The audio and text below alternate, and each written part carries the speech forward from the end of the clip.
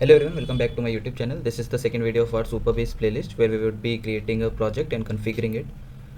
So let's jump right into it. So as we can see on the Supabase dashboard, there is a button to sign in. If you haven't signed up yet, just click on sign up now and create an account. I have already done that. So I would just fill in the credentials and hit on sign in. After signing in, you would just see a dashboard and we would just create a new project in any organization. Let's name it Supabase YT, and then it's asking for a password. I would just fill in any one and then I would select the region and all, then create a new project. Okay, I would want to save. Then if we would just go here, we will see a screen where it is saying that setting up the project. Okay, so our project is created now. We can see the status and all. Every service will be up in a few minutes. So just hover on the left sidebar, then go to project settings. Then you will see a general settings and all, restart, pause the project and all. We are not interested in it. Then if we go to the infrastructure, it will show us all the versions and CPU memory and all. We are not interested in this also. So let's jump right into the configuration section. On moving to the database section, we would see a Postgres URL, like this is the DB URL which you can access from your host machine. And then we would see different settings. Then if we want to reset, we can just reset. It is better to reset. Then there is a SSL configuration. So basically, let's say you want to hit the APIs that Supabase provide from your local host. We won't be setting this up, but for production environment, you should be setting this up. And then there is disk management, which we have 500 MB of disk space. And then there is network restrictions. So these are regarding the like this is for the database section. Then it's better to restrict all the access because we won't be hitting our database from any host machine or any other machine. The Supabase UI is sufficient for all the actions. Then if you want to add specific restriction, we can add restriction based on IP addresses. Then there is network ban. So let's say someone is trying to DDoS your service, then it uses like Supabase uses Cloudflare. So it basically detects the attack and it just bans the IP from which the requests have been coming.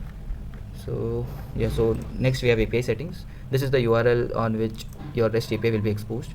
Then you will see here two tokens. These are the most important one. Let me explain you one by one. So this is your public JWT token. Let's say you are hitting the API in get method. So you need to supply a key to it and authentication header to it. So let's say the API are protected. So this all boils down to the authentication and all, which I would be explaining in subsequent videos. But for now, I would just say like this is the public JWT token or the key which is needed to hit the API. And this is a service role. So this basically bypasses all the securities and all, and this should not be exposed to public. Then there is JWT secret, which is basically used to like decode the JWTs and all, like these JWTs or any other in the future if you'll create. So this is the API settings.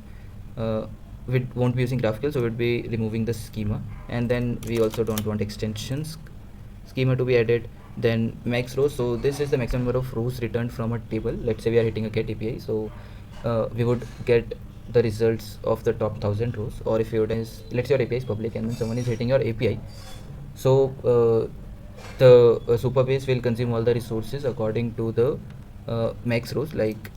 And then there is pool size. So this is basically the number of the maximum connection that API server can hit to the database. We won't configure this now.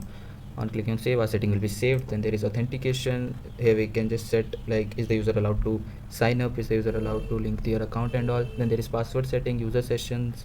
We don't need all that. Then there is captcha protection that you won't need to, like, this is given by Supabase and you can just turn it on. It would just show different captcha providers. Currently there are only two. We won't be using this.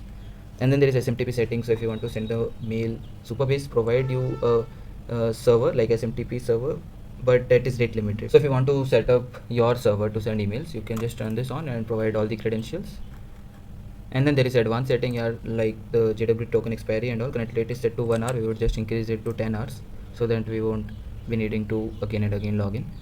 And then there is max direct database connection, max request duration. We won't be doing this in the current video.